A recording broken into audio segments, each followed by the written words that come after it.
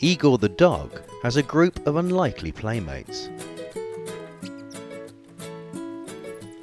But at Zoological Wildlife Foundation in Miami, this is normal, as Igor acts like a surrogate to the young animals, including this 6-week-old tiger cub who was born at the facility but rejected by its mother. They just love to run, chase each other for half an hour sometimes, just running back and forth, and then just jumping up and down each other. The tiger, the baby one, was born here. And once they're born here, that the mother doesn't take care of them, we have to become the surrogate parents.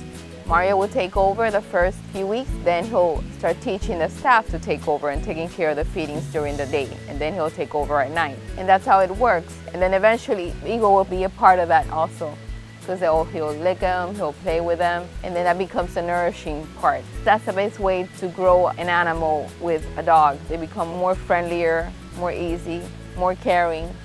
But basically, Igor will be the surrogate father for that feline.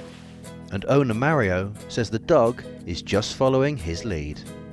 He loves animals, he gets along with animals, he's my mascot, he's my best friend, and he basically does what pleases me.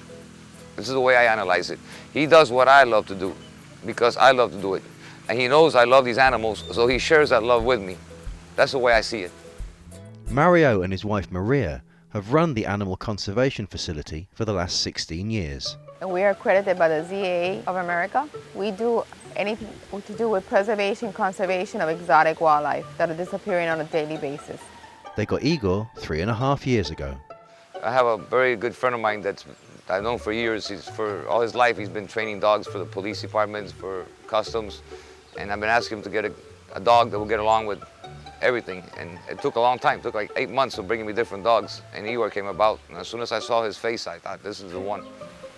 Mario saw him, fell in love with him, and we decided we wanted to be part of our family.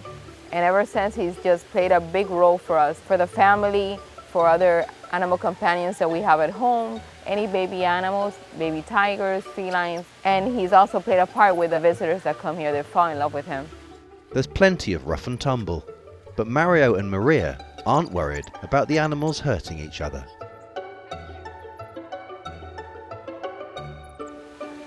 At this moment, they all have grown together, and they all know their space, and they know the hierarchy of each of them. Sometimes the tiger will play with him rough and like nip him where it hurts him. He'll turn around and bark at him and grab him by the neck and shake him and let him go. Won't do anything to kill him, but he will give him a scolding. As the tigers grow, eventually there will be a time when they can't play together anymore. But until then, Igor and his companions will continue to delight visitors. A dog having a relationship with a tiger, they love it. They find it very, very interesting.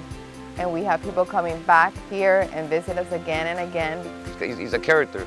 I know he's become like a very popular individual here.